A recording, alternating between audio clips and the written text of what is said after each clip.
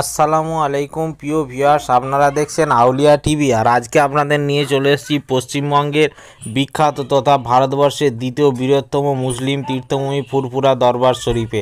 আর এইটাই হচ্ছে সেই ফুরফুরা দরবার শরীফ, যেটা মোজাদ্দেদজামান দাদা হুজুর পীর কেবলা রহমাতুল্লাহ আলাইহির মাজার শরীফ। ফুরফুরা চত্বর ঘুরিয়ে ঘুরিয়ে দেখাচ্ছি, আপনাদেরকে নিয়ে চলে যাব মোজাদ্দেদজামান দাদা হুজুর রহমাতুল্লাহ আলাইহির মাজারের সামনে।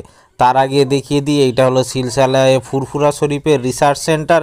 এখান থেকেই ফুরফুরা শরীফের খেদমত করা হয়, সমস্ত কিছু মশলা মাসায়েক নিয়ে এই রিসার্চ সেন্টারে রিসার্চ করা হয়। ফুরফুরা দরবার শরীফে দাদা হুজুর পীর কেবলা রহমাতুল্লাহর মাজারের ঠিক উল্টো দিকেই এই রিসার্চ সেন্টারটা আছে।